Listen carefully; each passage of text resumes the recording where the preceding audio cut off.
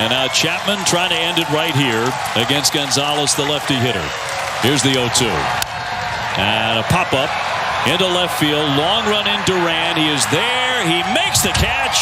And the Red Sox sweep Chicago. They have won 6 consecutive games, their longest winning streak of the year. They are 14-5 in the last 19. Every Friday from 3:05 to 4 on 14 WILI and 95.3 FM. It's the Friday Sports Scene with Keith and Koivisto. Talking local sports every Friday. Getting you ready for the weekend and what lies ahead. High school sports, UConn, ECSU, and more. The Friday Sports Scene with Keith and Koivisto is brought to you by your local Dunkin' stores. Route 32 South Windham, 1015 Main Street, Willimantic, 1575 West Main Street, and 407 Jackson Street. The Friday Sports Scene. Now, here's Keith C. Rice and Jan Koivisto. Dave O'Brien and Lou Merlone at the top there on Nesson yesterday in Chicago, where all of a sudden red hot Red Sox. I never thought those words would come out of my mouth in 2026. Have back-to-back sweeps on this road trip against the last-place Angels last weekend in Anaheim, and then they swept the first-place White Sox. Now, they're first-place phony White Sox. Yeah, phony. I'll use phony loosely because they are a young, talented team that just happened not to really show up against the Red Sox. Yeah. I think the White Sox are. I mean, this is a team that lost over 100 games last year, and they've really improved. And they have a lot of good young prospects that are just trying to figure it out. But they're better than the Angels, I'll give them that. And the Red Sox, as Dave O'Brien said, 14-5 in the last 19. As I told you off the air, I'm not buying the cheese yet. I got to see a little bit more. They're playing another last place team tonight in New York, the Mets. So, the pitching's been great. Great. Interesting stretch with Contreras, who starts a suspension tonight. Suarez is hurt. So let's see what happens with this Mets series and then after the break. Well, the Mets are a little bit hot, too, 4-5. Like I said, you said a while ago, all their West Coast trips. So I don't think the Mets are as bad as they've played. So I don't expect this to be a walkover, and we're piecing the pitching together this weekend, although whoever goes on the mound pitches well. It's been, I guess that's a baseball truism, right? If you can pitch, you're going to win some games. And that's because they still haven't really hit, right? I mean, if they get 3-4 runs where that's because they don't have anybody besides Contreras and Abreu. No, we don't even know the name. What happened to Manny, Poppy, and Euclid and Pedroia? Remember those days? You and I are baseball geeks, and I'm like, who is this guy in this lineup? And I got to go look up his minor league stats. I feel like we're back. Look, this is not just the Breslow thing. I was telling you off the air. It goes back to Chaim Bloom. They're trying to outsmart the fan.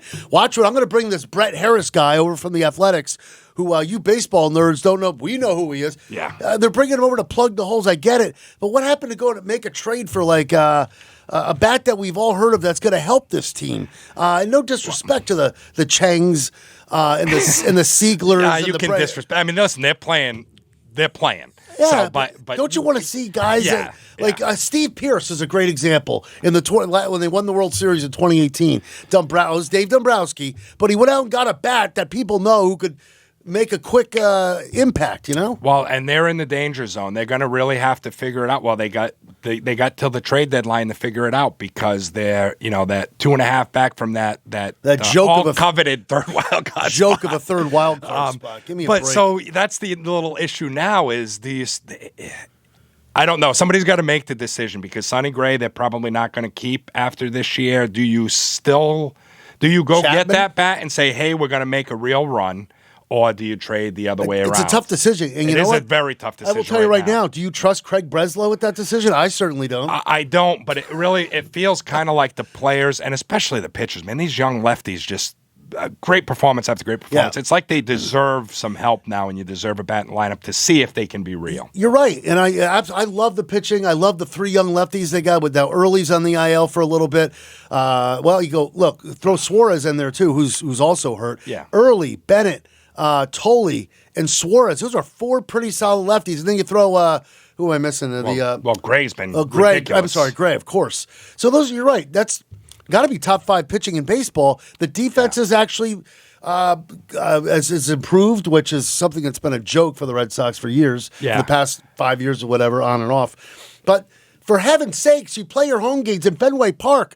Go get a right-handed bat. Yeah. It's not rocket science. No, and Contreras, again, it's a weird thing for me because some of these guys have been, like Contreras has been really good. So that was a good pickup. Gray, really good. Jan, they're last place in the majors in home runs. They're still last in the AL in runs scored, even with scoring a little bit That's more. not Boston Red Sox baseball. No. That's an absolute... No, it is not. And for some reason, they're hanging fired up. You're fired up. Because it's I don't know what's going on. Is John Henry saying, no, I'll tell you when to make a move? They're all robots there. They're all... I'm just going to sit and enjoy it, watch a few innings each night, be relaxed. Those 4 World Series, I got to tell you, in 2003, I didn't sleep for a week in 2003 after they lost.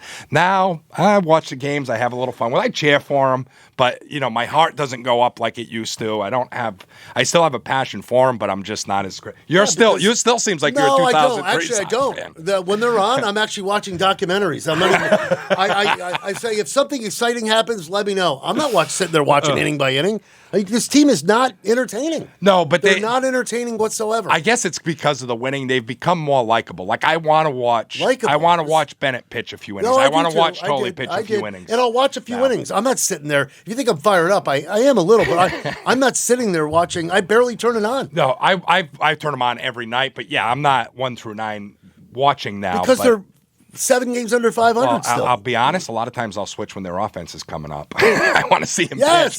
And then I'll hope I switch back and I see another run put up or something. But the American League as a whole it's pathetic. Even bad. the Yankees look terrible. Well, the Yankees have had injuries, but the Sox have had injuries, and the Yankees have kind of fallen apart a little bit here. This whole run has started, the Red Sox started, they swept the Yankees. Yankees haven't been able to get out of this tailspin since getting swept in Boston. Yeah. So it all started with that 4-game series. Yeah, and then they lost 2 out of 3 of the Nats, and it looked like yes. It was Didn't just I fake. tell you after the sweep? You said they're going to lose to the Nats. You said they're going to get swept, but they lost 2 out of 3. 2 out of 3, and it looked bad. They looked bad. One was 10-1 or 12-1 or something at Fenway.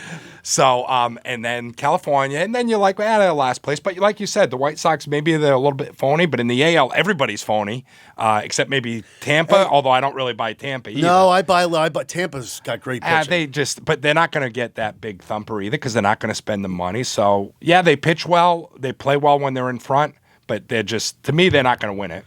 They've hung this far. And here's the funny thing: Yankees go on that 7-game losing streak. Tampa wins 9 out of 10. So it's just weird how we're talking baseball and we're excited about it. All right, so let's get to the rundown because we do have our first guest, which will be Mike Sypher in just a few minutes here on the Duncan Friday Sports Scene on 14 WILI 95.3 FM. And of course, we can't encourage you enough to please go to our YouTube channel, search WILI Radio on YouTube. And you can watch not just the Duncan Friday Sports Scene, but a lot of our great afternoon shows here on WILI during the week. Red Sox, as I said, hottest team in baseball.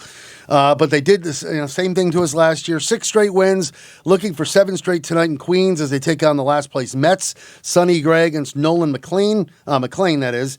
It's a 7:15 first pitch. We'll have it for you at 6:15 on WILI. Back-to-back road sweeps, as we mentioned, against the Angels and White Sox.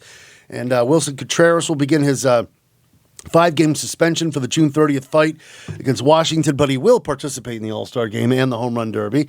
Interesting.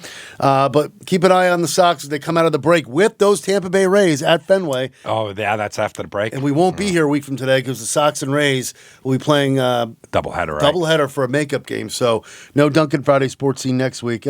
Yankees ended up with a split their 4-game series at first place Tampa. They'll head to Washington to wrap up the first half. 3-7 Ryan Weathers on the mound for the Yanks. They've dropped 10 of 14. Red Sox still a game and a half out of the cellar. Yay! And the Yankees 4 back of Tampa in the AL East. World Cup, France, the first team to advance to the semis by beating Morocco in Foxborough yesterday. Right now, as we speak, out in Inglewood, California, it's Spain and Belgium. Willimantic American Legion lost to Norwich. It's been a tough year for Willie. They lost 14-2 yesterday. They're 1-11 on the year. Next time they play will be Tuesday at Waterford. J. Matt Rupar behind the board as usual. Of course, the tremendous host for Homegrown, which you can hear every Friday following the Duncan Friday Sports Scene, brought to you by Eastern Insurance Associates.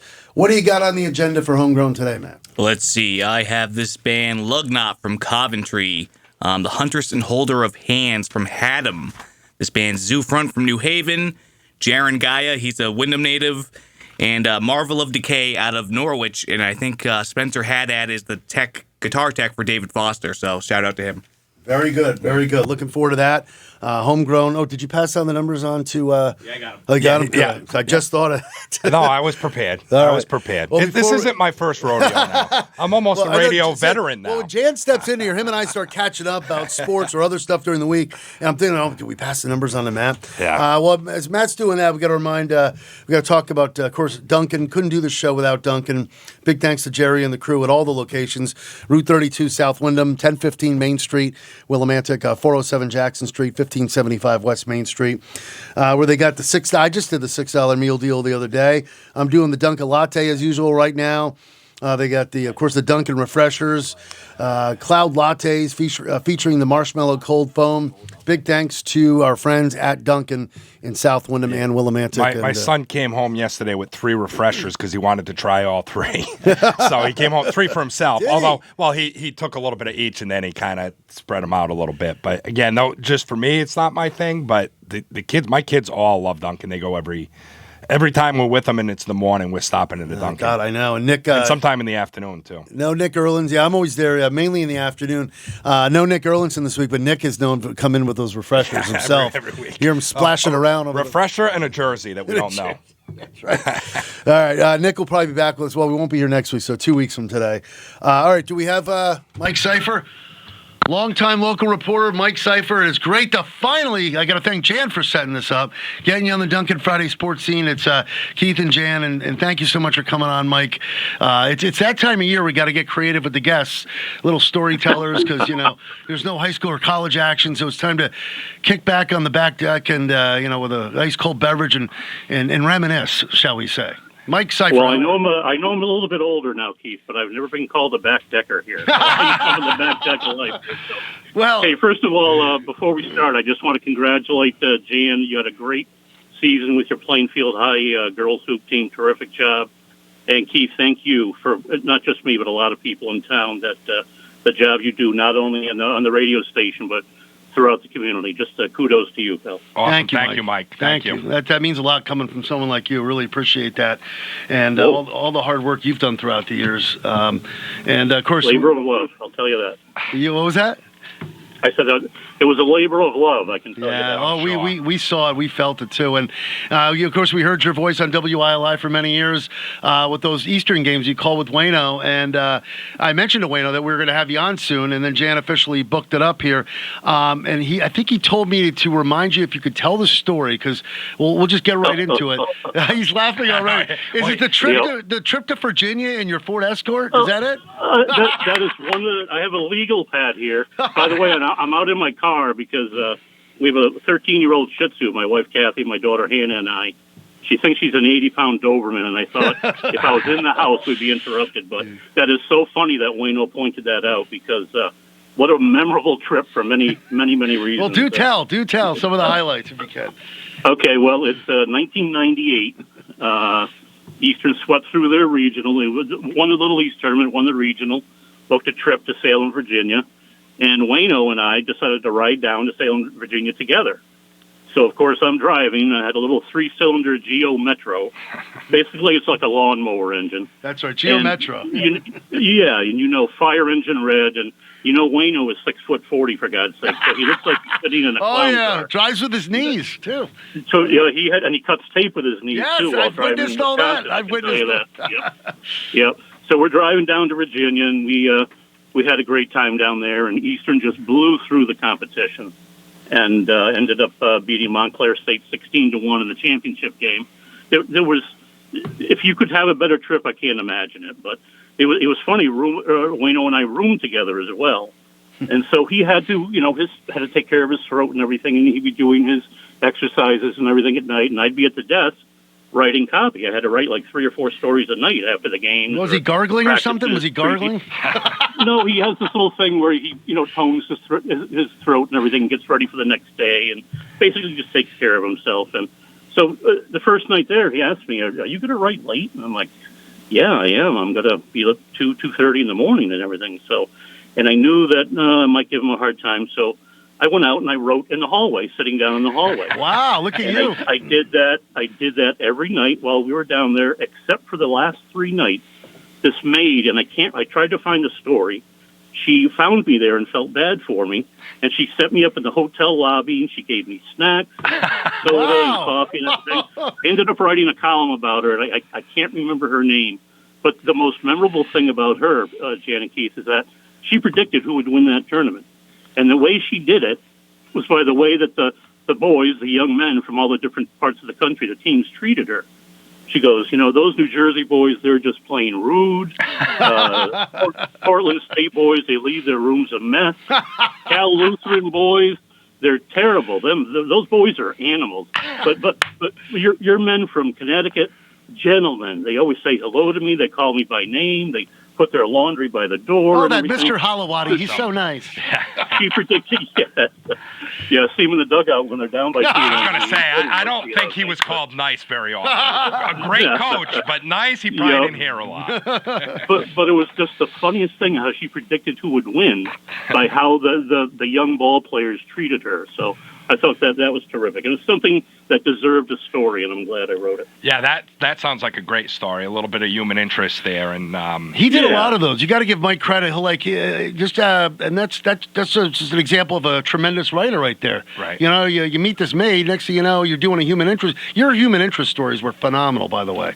Phenomenal. Can I get a tape of this? Because I want to replay it once in a while. And just make myself feel better. We'll send you the YouTube clip. Oh, yeah, we'll send you. You'll get to see how good Keith and I look on the radio. I have a radio face as well. So. But there are so many, the stories, guys, aren't just the final result and who won, and it's how they won, why they won, and how they got there, the preparation and all the sacrifices that individuals and teams made to get to that final result. And winning isn't just about trophies and championships and your name and picture in the paper and everything. It's just the fact it's that journey to get there. And I think we did a good job over the decades of trying to point that out when we could. So, but I've got some other little tidbits. I don't know if you want to hear something. Sure. Well, I was going to ask you about some of the local stuff. So are you going to go into that a little bit?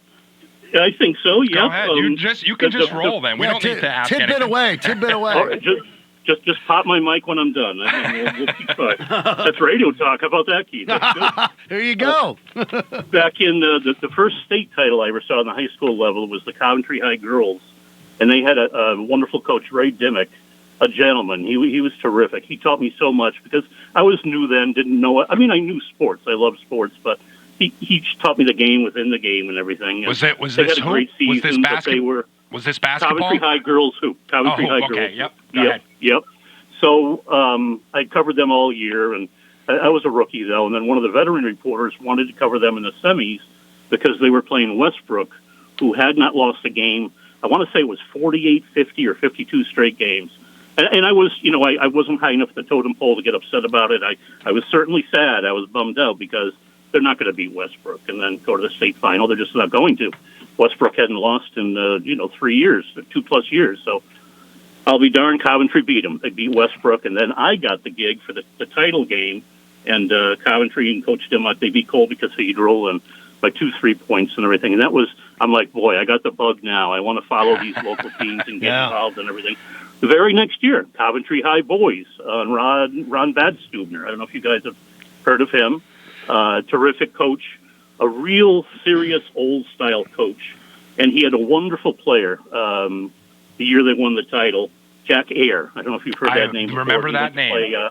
He went to play D1 ball at Hartford, set the school collegiate record there for 3-pointers made and everything. But they're playing in the state semis, and I think it was Ellington. They were at a neutral site, of course. Don't know where it was. I know I drove forever that December night to get there. I think it was up near Summers or Enfield, something like that. But Jack Ayer. But Coventry's losing the game in the final seconds, 3-4 seconds. The gym is rocking. He gets fouled. Ellington fouls him on purpose because they're up by a point, and it's a 1-and-1. Oh, maybe they didn't foul him on purpose, but he got fouled.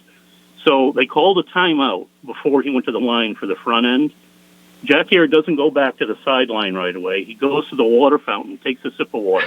Wow. Then he goes to the sideline. He comes out, swish, tie game.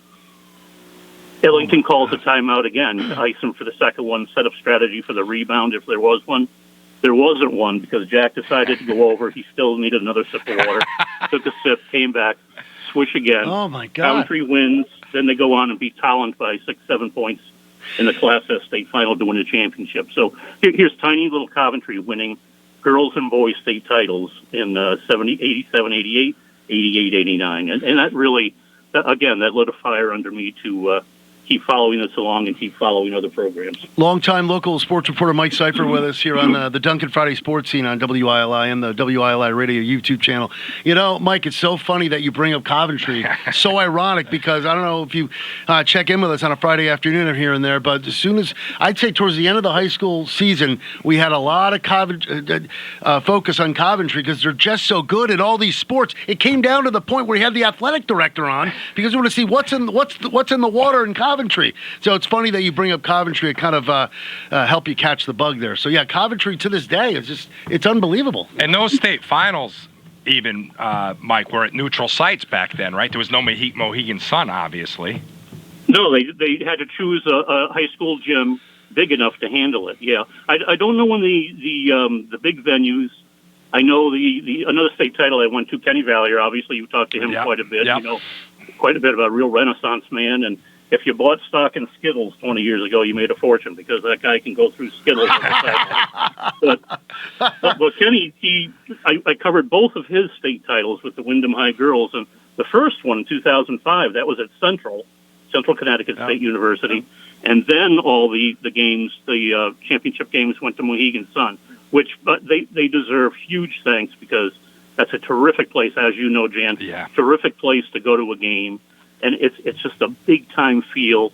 And win or lose, you come away thinking that, you took part in something great down there. It is unbelievably cool, yeah. But, the way it was in the past was pretty cool, too, because you usually would have played in a packed gym. Mohegan Sun obviously doesn't get quite packed because it just can't for high school. But those packed gyms, high school gyms, it's like the movie Hoosiers. Every gym was packed. Exactly. Right? Yep, yeah, exactly. How many games did you say you did with Wayno throughout those years in the late 90s for ECSU baseball? Off the top, or maybe you have an exact number, or can you give us a rough estimate how many games you did? I got up to 94, but it had to be because it wasn't just Eastern baseball. I never did basketball, but we did Wyndham High football games, which is just a treat. Thanksgiving, I'll tell you. yeah. Those Thanksgiving games were just epic against their it's like Yankees Red Sox when it was Wyndham High and Killingley High. Oh yeah. And those, oh my God, the fans, it was like throwing meat to a rabid dog up there. It was unbelievable. And the Chronicle back then, we didn't have color photography, and Harold Hanka, Fran Funk, Charles Heisey. And it was almost like I loved it when it was bad weather because all these black and white photos, and you couldn't tell which player was on which team. And I remember one year going up to a Killingley game. Wyndham beat Killingley twice up there to ruin unbeaten seasons. Twice? Wow. Yeah, twice. But I remember one year in particular driving up there, and they had taken headlines from my stories in the paper, and they had made posters out of them. And it lined Route 6 on the way up to Danielson. Oh, my God. And I'm driving up there, and I'm like, man, oh man, am I jacked up for this game? I could probably play a player too. Those were the days. It was really terrific. Yeah, just old school, old time football and sports in general. Sharing memories here with Mike Sypher. I know we're almost up against it. And Jan, I don't know if you have one more thing because I think we got to have him back because I feel like he's touching the surface now. I know. I got one more thing, and then I don't know if Jan that's okay. Good. We definitely got to have you on again too because we can go like the whole show with Mike Sypher here. I got to know. That'd be great. In all the years covering local sports, well, this isn't the question, but you were on the UConn beat for a while too, weren't you? UConn men's beat. Yeah. Yep, I covered a few women's games, but that's when my partner in crime, Rich Zalewski, when he couldn't make a game, I might cover a women's game. But I cover a lot of UConn games. I got to know your most favorite game you covered in all your years covering local sports, be it UConn, Eastern, Wyndham, whatever. What is? Give me. I don't know if you want to give me give us a top three, or just give us your best one. I would hate to put a number and limit it, but that spring of '98 covering Eastern, and then the winter, March 29th of '99, and actually the entire month of March in '99, I was home for one day. And I came home to do laundry because we went to UConn with the number one seed in the number one. They got a number one seed, and they went out to Denver for a couple of games in McNichols Arena. They beat Texas San Antonio, New Mexico. Then we flew from Denver to Phoenix. I love Phoenix. Oh, my goodness. They beat Iowa, and this upstart program that nobody had heard about it. We couldn't pronounce it. Is it Gonzaga? Zags. And Jim Calhoun told us, don't wait on these guys because they're good. He knew. He and his staff knew, but we had never heard from. And Mark Few's still there, for heaven's sake. Oh, yeah. And that was a tough game. They won by 5, okay? And now we're going, that put them in the Final Four. Tampa. So then we had our day off, and then our one day to come home.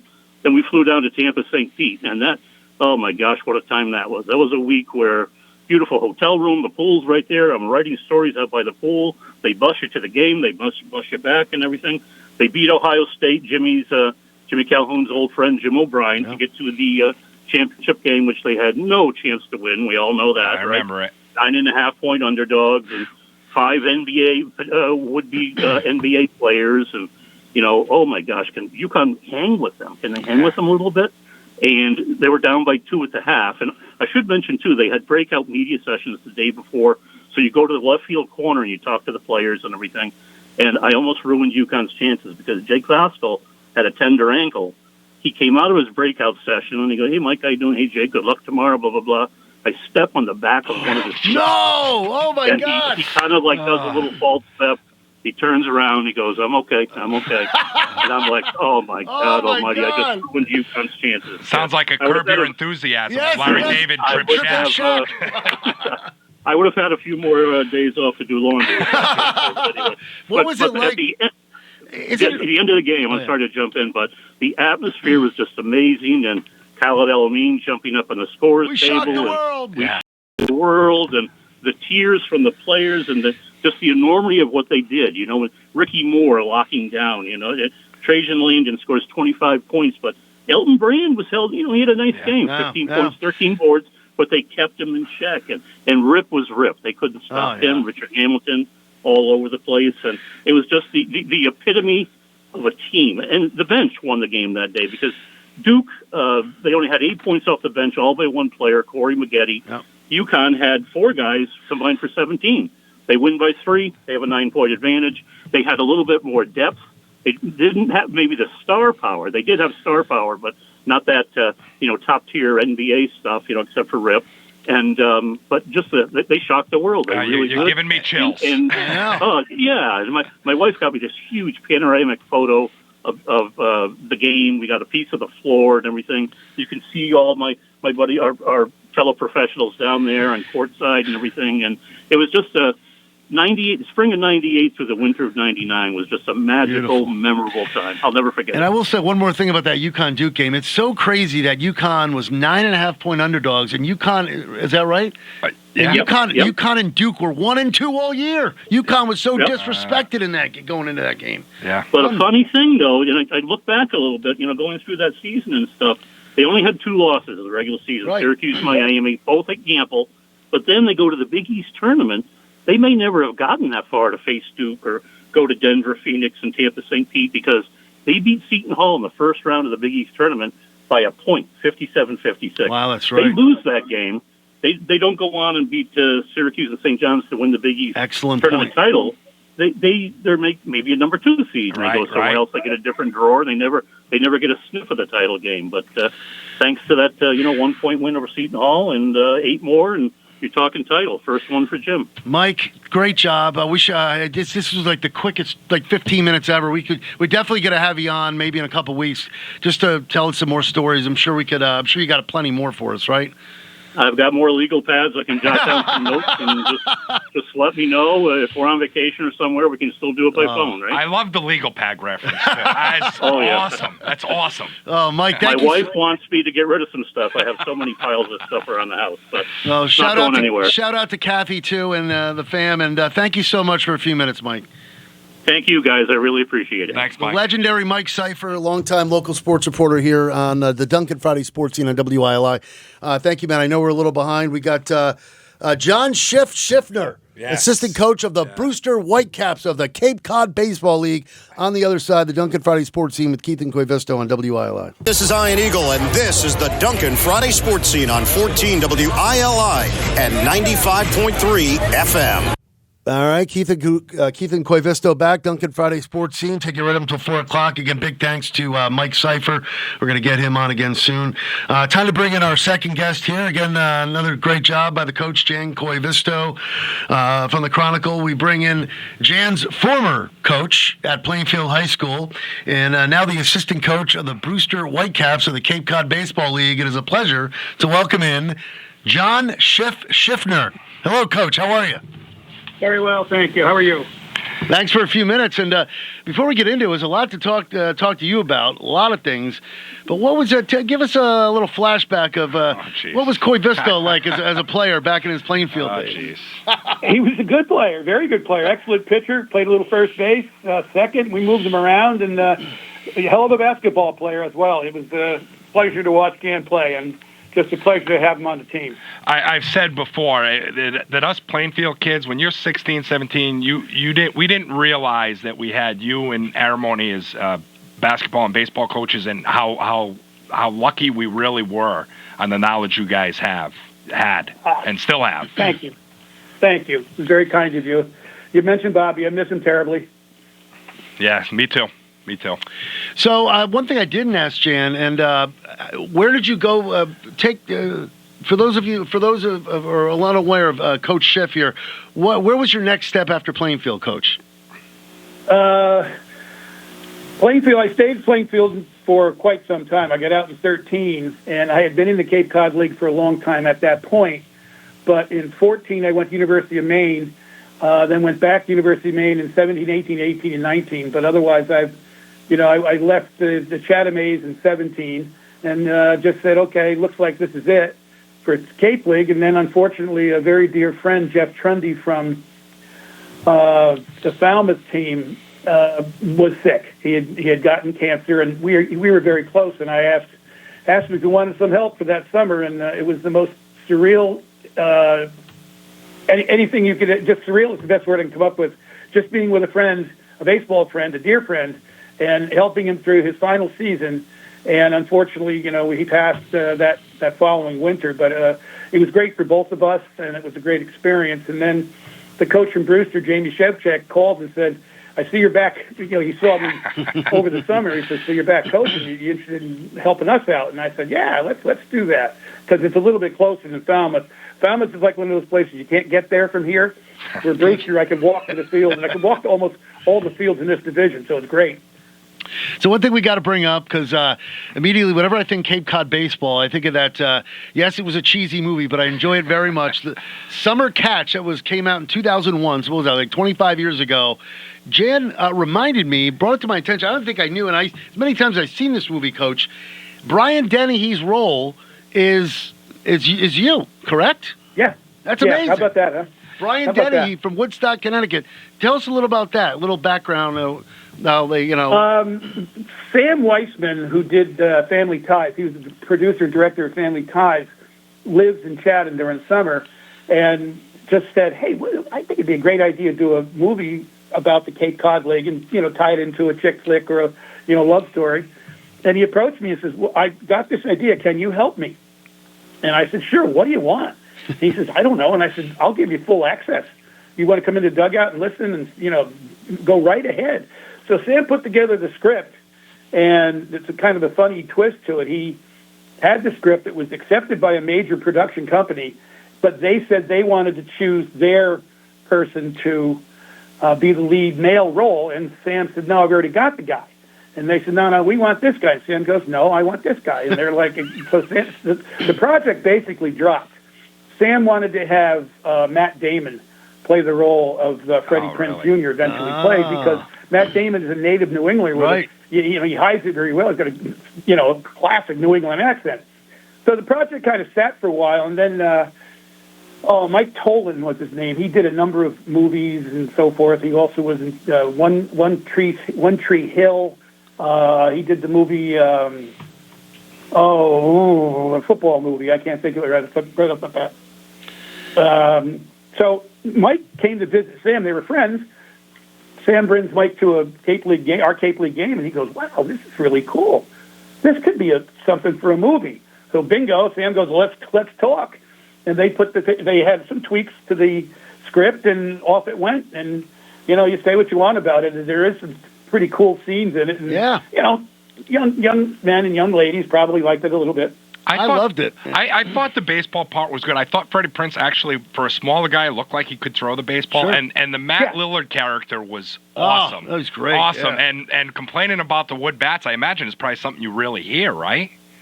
Well, not anymore. Let's say that was way back when everybody, college baseball and the Cape Cod League, were using aluminum bats. And then in 1985, the Cape Cod League decided, but with the help from the Major League Scouts, let's go to wood. And for a long time, it was a big adjustment to come from college ball and high school ball to use wood in the Cape. But now with all the travel ball teams out there, they're all using wood now. And a lot of the major colleges are using wood as a training device. And then because it makes that aluminum bat feel like a twig. So it works out for them now. But somewhere along the line, it's going to change, I think. I'm not sure how or when, but it might change. I'm going to ask you a little bit about playing field. Maybe the best team you had, and I think maybe it was your first year, but maybe you can correct me on that, in '79. And what, I guess I'm, as a playing field guy myself, I'm a little, like I want us to win a state title eventually, and I just want the 2 games you went to the States, talk about that a little bit. Well, it was awful exciting, especially my first year. I mean, that's basically my first baseball coaching job, and I was handed a tremendous team. I mean, so many of those kids went on to play college baseball, and they were good ball players. They were good kids. They were well coached by the Little League teams, Bill Carpenter especially, Mr. Healy, and then Mitch Petrus, who was the preceding coach that preceded me. They were all good baseball players, and I always tell people I didn't screw them up.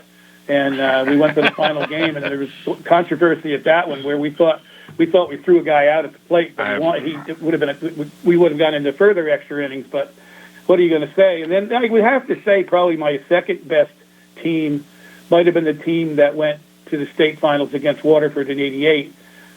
Good players again on that team. And then I think 3 years later, we had a team that actually won 21 games, and we got slaughtered by East Catholic in the semifinals. So, but I was really lucky.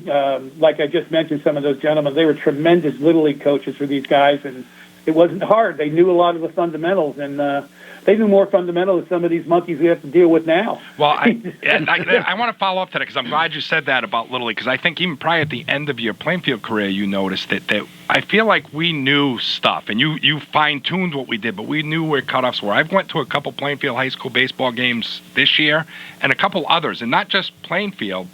A lot of the teams, they seem to not know the basics, and I imagine that's hard to teach on the high school level when they should already know some of that stuff. They should, yes, they should. But it's it can be taken care of. You sacrifice some things that aren't necessary, and you do you go to do the fundamentals.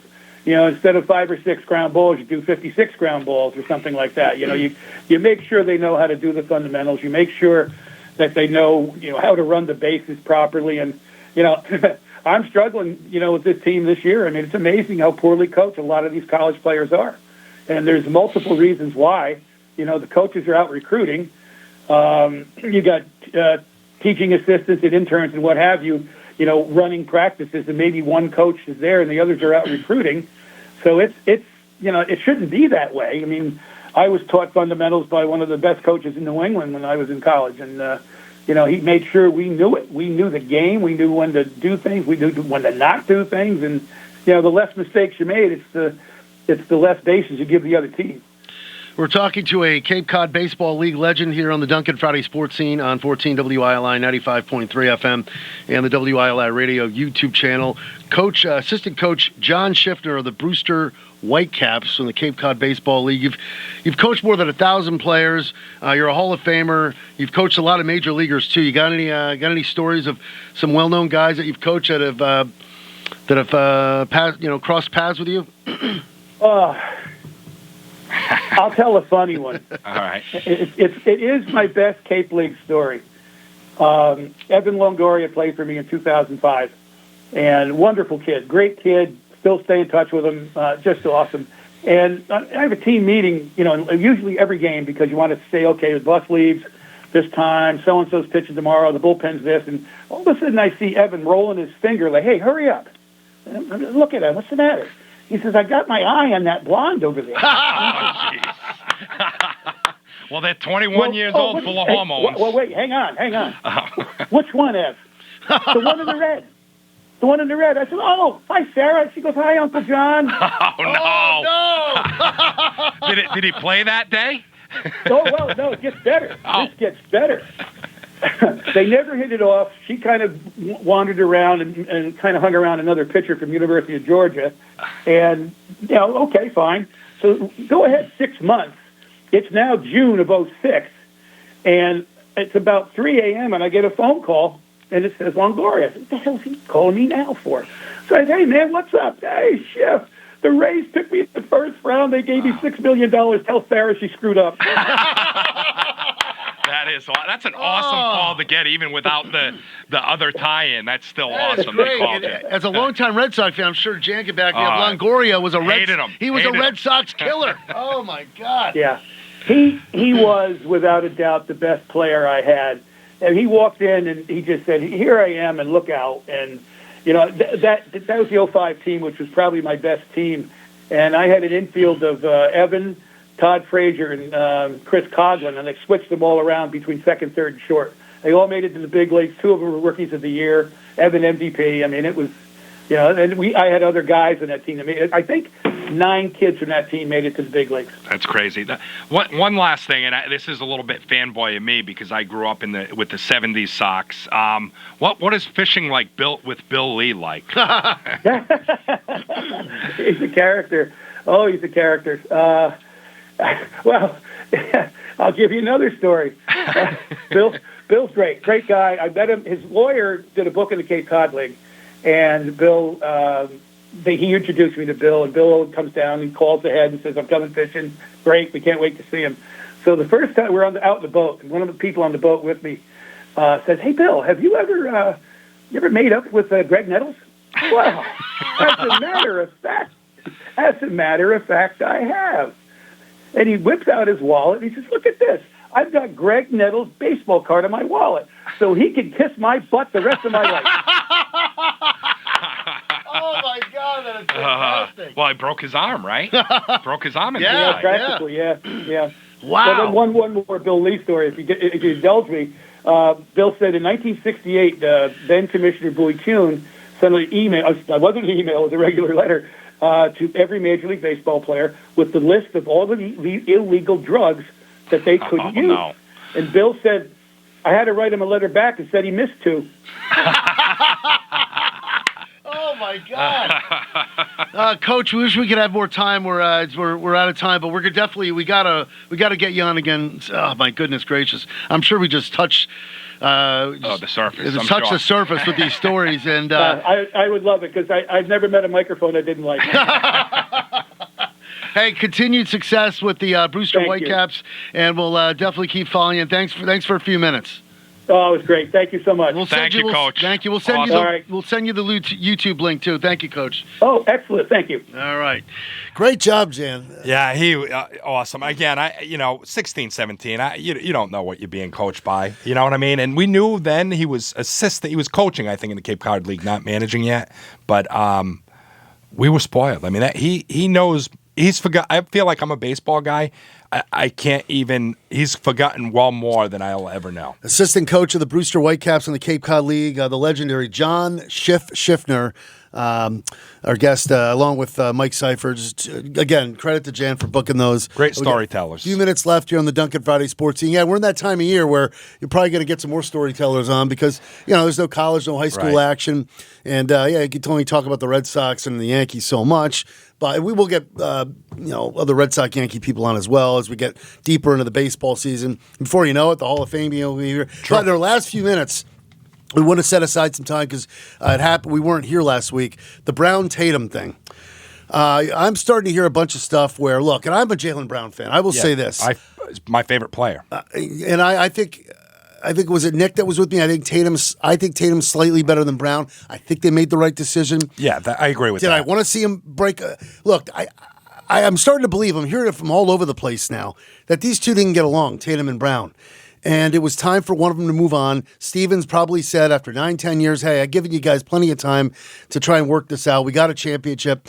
And by the return, it looks like they were desperate to move Jaylen Brown. That's the way I look at it. I see that, and I do think that, that I also understand the 70% of the payroll they were going to be taken up, and you were going to have to extend Brown. That was an issue. However, probably my biggest issue is the return, which I do think to an extent shows maybe that's what the league thought, except they were, by all accounts, they were in on Giannis, and it might have been the Baylor Shireman, Hugo Gonzalez, that they wouldn't throw in. That is what the egregious thing is to me. If you were going to get Giannis, you're a title team this year. Well, and here's another thing, too, okay? Before people go, well, Giannis was all set to sign an extension here. They didn't want to sign Jaylen Brown. So what does that tell you? They didn't want Jaylen Brown anymore. They didn't want him. I know. But he was starting to go off script. You're starting to hear stories about how the year they won the championship a couple years ago, he was, and assistant coaches were getting upset with him. He was starting to tune people out in the locker room. It was getting. Yeah, I don't love that stuff though, because why does that comes out now? And I guess you're not going to say it when the guy's there, but I don't really like when, and I feel like the Sox are notorious for this. When a guy leaves, they talk about the bad stuff of him. Jaylen Brown improved every year. He did. They went to a title. They lost. They went to a title and won. I mean, they have achieved. So it's like we're forgetting a little bit about that. But you look at the numbers, and I pretty much frown on analytics. I do, but in this case, I'm not. I think the Celtics have proved they've won more games with Jason Tatum without Jaylen Brown. And yes, Paul George is 36. That bugs me enormously. Yep. Let Paul George stick around for a year. I think Brad Stevens is not stupid. He's got other stuff up his sleeve. I'm going to give Brad Stevens the benefit of the doubt. Yeah, I will too. And we'll see what happens. They're probably not done, and we'll see what happens, right? I mean, I do think that in theory, they're better on paper this year because Tatum wasn't there really until the end, because Mitch Robinson's a better center. Pritchett will take a step forward. Paul George is there where Brown didn't have a second guy. So in theory, they're better. But if they win 40 games, then to me the trade was wrong. If they win 50 games, okay, let's see what happens. More to come on this. We're out of time. Thank you, Jan. Thanks to Mike Sypher, John Schiffner, J. Matt Rupar, who's sticking around. He's got homegrown next. We'll talk to you 2 weeks from today. Red Sox baseball next Friday. So what's today? We'll talk to you on July 24th here at 14 WILI, Willimantic, and 95.3 FM.